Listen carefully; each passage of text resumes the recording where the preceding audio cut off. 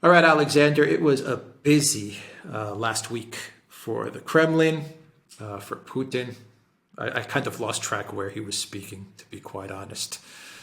We've got all the sound bites and all the statements that people are talking about, but I lost track of where he said what after a while because there were so many events and so many speeches that were taking place.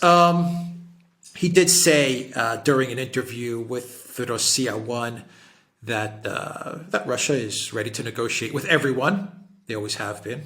I mean, I don't understand why the collective West is picking up on this and saying, you see, Russia is ready to surrender, or they're ready to negotiate. It's going badly for them. This isn't really a deviation from anything the Kremlin has been saying for the last, I was going to say the last 10 months, but I don't know, you could say the last 8 years since Minsk 1 and 2. I think the Kremlin has been saying we need to solve Ukraine. And we need to do that at the negotiating table. Anyway, that was picked up a lot by the collective West. Lavrov gave an interview to TASS the other day after the interview that Putin gave with Russia One. And Lavrov pretty much said the same thing, that we understand what the realities are on the ground and we're ready to negotiate, understanding the realities on the ground and to find a solution. But if the other side is not ready for this, well, then he said the army will sort this out. That's what he said. The army will sort this out. That got picked up a lot as well. And let's see. We have Kaluba, the foreign minister of Ukraine, who is saying that it's time for a UN peace summit, negotiated, brokered, managed by Guterres, the Secretary General. The interesting part about this peace summit, though, is that Russia is not invited to the peace summit until a tribunal is held and the administration, the Putin administration, is prosecuted for alleged war crimes. Only after that takes place can Russia then be allowed to sit down at the table for this peace summit. And Russia's response to this, Alexander, is from the UN, is that if there's any country that really isn't needed at the negotiating table for a UN peace summit, it's Ukraine and not Russia. And I think this is a very clever response from the Russian foreign ministry, because they're basically saying, look, we know that Ukraine isn't really calling the shots on anything, so they're not really needed at the negotiating table. Who's needed is the collective West, and specifically the United States. That's who we need to negotiate with, because those are the people that are really calling the shots. So I thought that was a clever but also true comeback statement to Kaluba's idea for UN peace plan. So a really busy week, a really busy past couple of weeks in speeches and statements and events. Absolutely. I mean, I have to say the Kremlin has been more busy over the last 3 weeks or so than I've ever seen it. I mean, there's been meeting after meeting. There's been more important appointments made, which I'm going to talk about in a moment. But I mean, we are now seeing a massive shifting of gears in Russia. And it's not just about the war in Ukraine anymore. I mean, it's going beyond that, and we need to just touch on this in a moment. But let's first of all talk about let's start from the sublime to the ridiculous. Let's start with the ridiculous, which is Kuleba's so-called peace plan. It's interesting that he's roping in Guterres, who is the UN Secretary General. Now, Guterres I believe he's from Portugal. I'm not absolutely sure about this, but anyway, he takes a very, very pro-Western, pro-Ukrainian line. We all know that he does. And it's fairly well known that the Russians are annoyed with him. And so are others, apparently, like the Chinese. They're not particularly impressed by Guterres. And I don't think he'd be particularly happy that Kuleba has come up with this latest plan. But it's the usual thing Ukraine does now. It fights everything in PR terms. So Kuleba comes along. He says, let's have a UN peace proposal. Let's have a peace summit. Of course, it's not really a peace summit at all. He's talking about war crimes tribunals and all of that. We know that there can't be a peace summit. And, excluding the major party in this conflict, which is Russia, from the peace summit, tells us, that this simply isn't going to happen. But the amazing thing, and why the Ukrainians persist in doing this, is I've been reading the British media, for example. I haven't been read about the US media about this, but they've been reporting Kuleba's proposals as if they were serious proposals, as if this is an actual plan. Just as, remember Zelensky has said that he's coming up with a 10-point, or is it 3-point? I never remember anyway. 3-point peace plan, which is basically Russia collapses, capitulates, whatever it is. But again, this is being reported in the Western media, at least in the British media, as a serious peace proposal. And that is the story that is being communicated, at least to the British public. When you go into it and you unravel it and you break it down, it becomes clear that it's completely absurd. Kuleba knows it's absurd. Guterres, I suspect, is not happy to be dragged into this and to be used in this way. The Russians, as you correctly say, have responded cleverly and in a way that will carry traction in their own country and around the world. But the Western audience, which is having this filtered, these things filtered to them, what they will know is, what they will hear is that the Ukrainians are coming up with a peace plan, that they're trying to set up a peace summit, that they're doing this at the United Nations, that the United Nations brings the whole world community, which must mean that the Russians are isolated. So this is the game that the Ukrainians are playing. It's not serious, it's not real. When they do these sort of things, what that tells you is that they're not serious about peace. They're not interested in negotiations at all. But to a Western audience, which, as I said, is having this story filtered to them in a particular way, I can't say that this fails. You can see again Zelensky's PR advisors, these, multiple Western PR consultancies, American PR consultancies that are apparently advising him. They come up with these ideas. They're spun out from Kiev. The Western media picks them up, and they get a few headlines, and they reinforce the story of poor, innocent Ukraine attacked by the aggressive Russian bear. Ukraine is trying to set up a peace plan. The UN is somehow involved, and it's the Russians who are refusing to talk.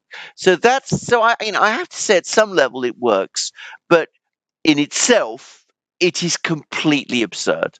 That's what I want to say about that. Now, let's go from the PR to the substance, because what we're seeing coming out of the Kremlin is lots and lots of substance. And in my opinion, Lavrov's latest thing is extremely important.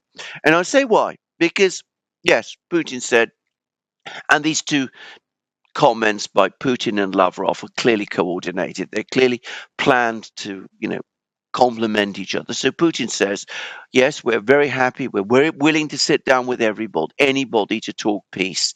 Though he's also said in the past, and he's repeating now, there is this major trust issue. Merkel strung us along.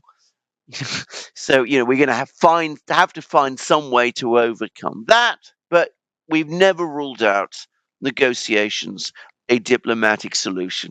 And this has been the consistent Russian position, as you say, all the way back to 2014 when the conflict started.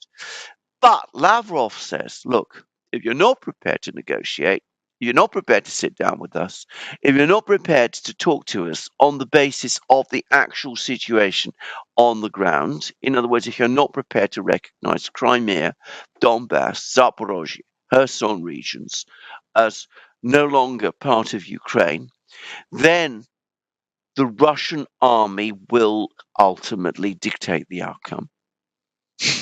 Now, that is the first time I've seen it put by a Russian official over the course of this conflict in such a straightforward way.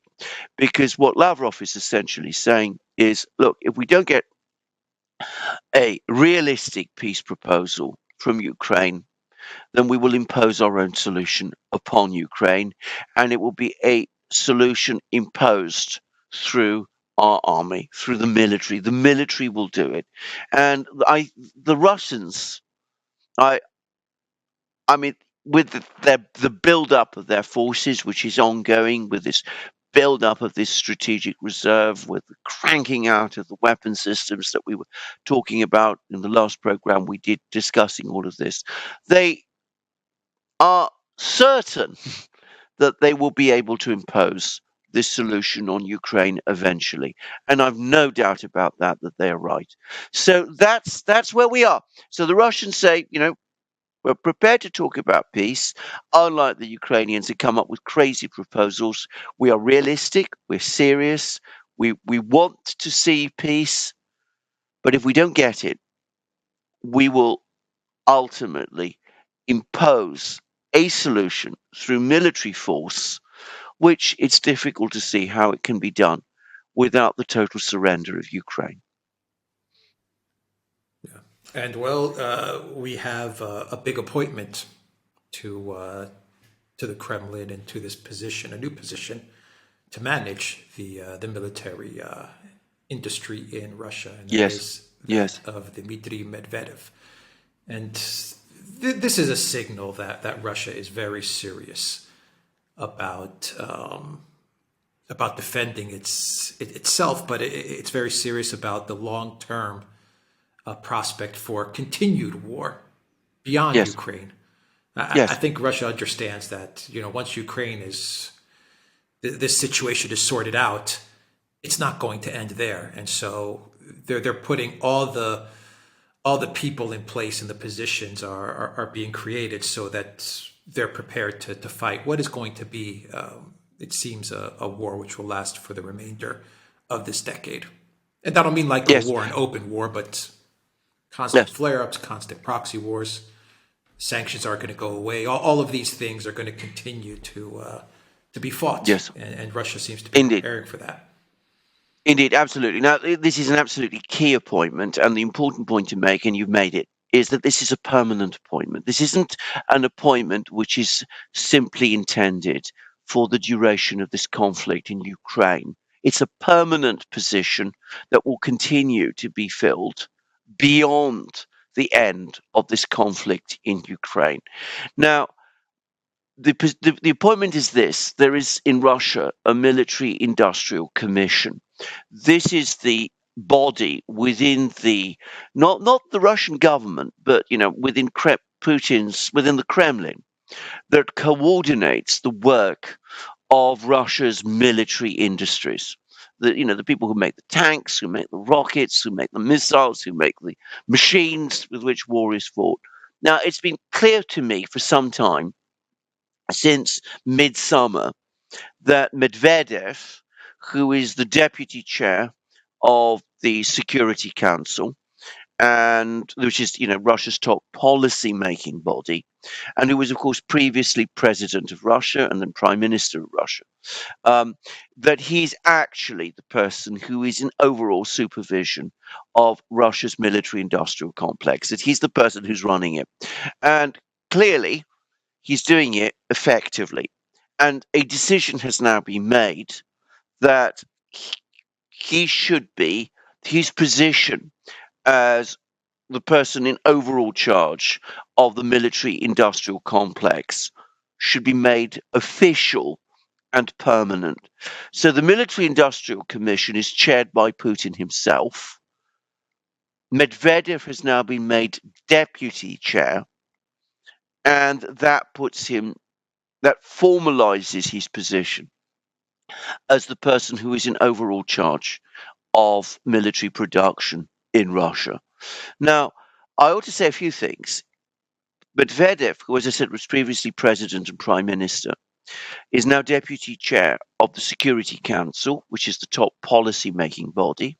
He's been made deputy chair of the military industrial complex. On paper, he's starting to look like a very powerful man indeed. When he stepped down as prime minister, lots of people thought that he would fade from the scene.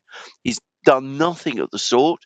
He's the most aggressive person, he doesn't actually tweet, but he sends out all these messages on Telegram, which are taking an extremely hawkish position, very, very critical of the West, by the way.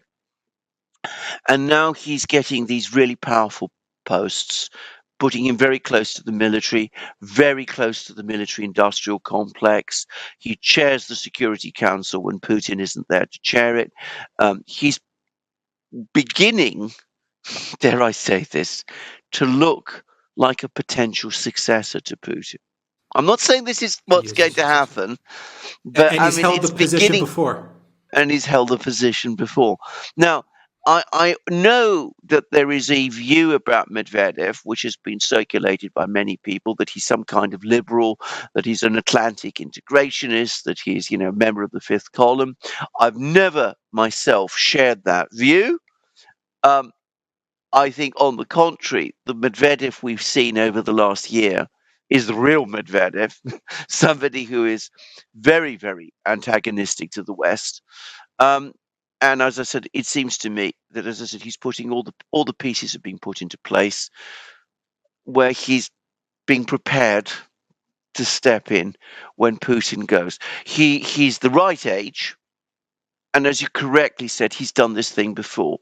And I think, as I said, he's going to do it as a hardline leader of Russia with massive experience of every sector of, the Russian economy. He was prime minister. He's now running the military industries. He's and apparently doing so well, by the way. I think that's the other thing to say. I mean, we're getting all these tanks and all these machines being cranked out in vast, large volumes. That wouldn't be happening if Medvedev wasn't doing his job properly. And you're not getting rumors of dissonance and dysfunction. It's The suggestion is this is actually quite a smooth operation. So it looks to me that Medvedev is starting to look like a very powerful figure indeed. And at this moment in time, if anything were to happen to Putin, it looks to me as if Medvedev would be there to take over. And eventually, when Putin does go, which he will eventually, again, it does look to me as if Medvedev is the obvious person now, increasingly, to step into Putin's shoes. I can imagine some people will not be happy, those who still want to believe that he's some kind of Atlantic integrationist, but that's the way it looks to me. But let's put those issues to one side. The key point is the one you made. This is a permanent appointment, just as the creation of what looks like a permanent post. So it's an important act in institution building, but it also highlights the extent to which Russia now is re-emphasizing the military. We talked about this enormous military build-up that is underway.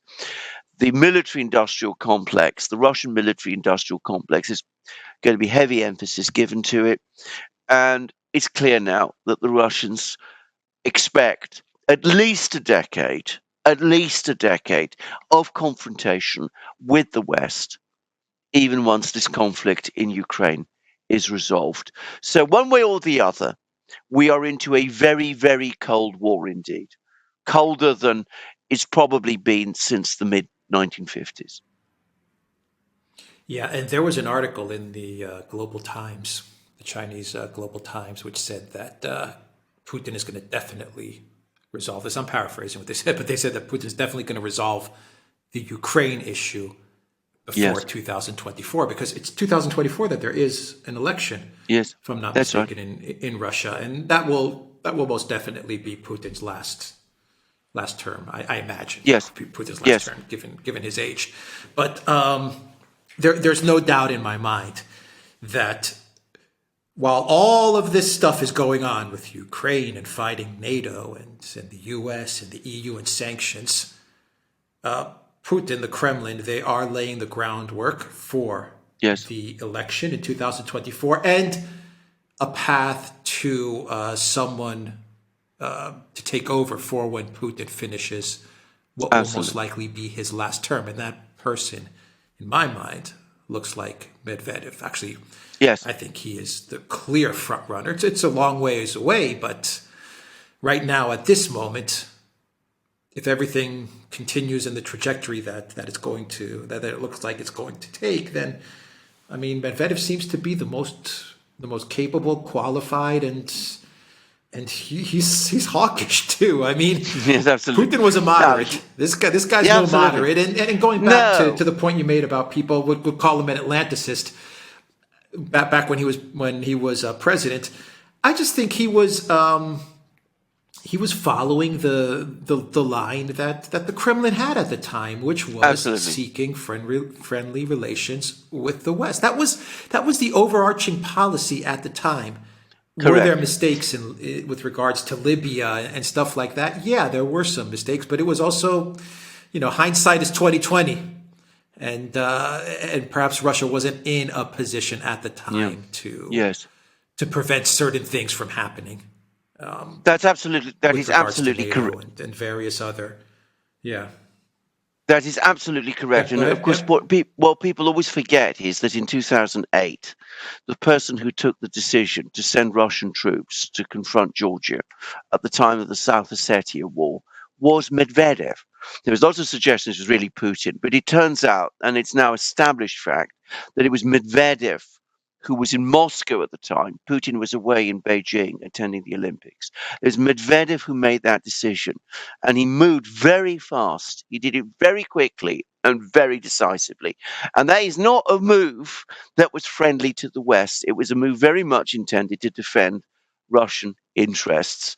And I'm going to add something else. We've spoken a long time about how Russia prepared for the sanctions, how Russian economy proved very resilient in the face of the sanctions, how the Russian military industries were recreated, and all of that sort of thing. It's important to remember that the person who has been prime minister for by far the longest period, he was prime minister from the time of Putin's return in, I think it was 2013, right up until a few years ago, about 2 years ago, was Medvedev. So the person who was in charge, in effect, of the Russian economy, which prepared the Russian economy to be sanctions resistant, was Medvedev. So this is not the actions of an Atlantic integrationist. Yes, he speaks English. He's very smooth. He's shown some willingness. He showed some willingness in the past. I think he's very disillusioned with that. To, speak with some liberals in Russia. I think he has given up completely on any of that. He's a very good lawyer and has a very legalistic approach to things, more even than Putin does. But I've never myself doubted that this is actually a rather hardline man, and his appearance and personality might point in the other direction, but the record to me looks completely clear. And you're absolutely right, to the extent that mistakes were made, to the extent that he pursued a policy of engagement with the West, he was simply following the Kremlin's policy. And the fact that when Obama tried to play him off against Putin, because he did, that was one of the things Obama was doing. That was not Medvedev's fault, and Medvedev didn't fall for it. Yeah. And on a final note, who did Xi Jinping meet with the other day? Personally meet Yeah, with?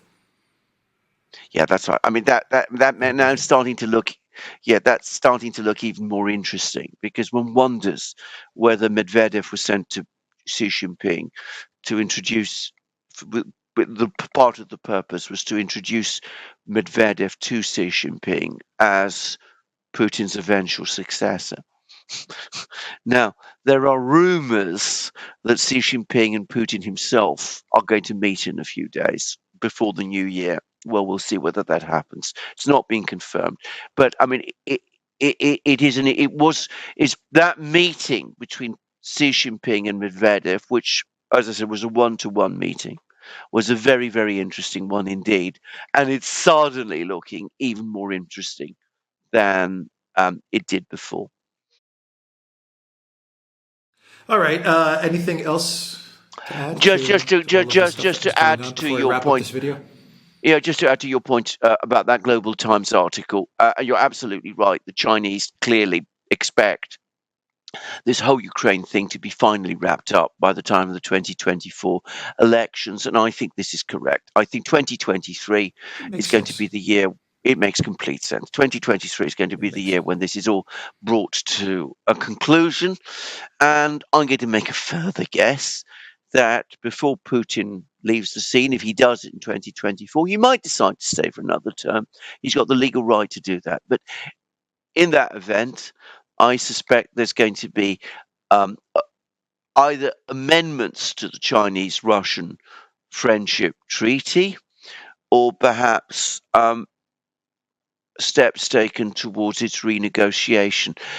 It was very interesting that when it was last extended, which is about a year or so ago, 2 years ago, it was only for 5 years.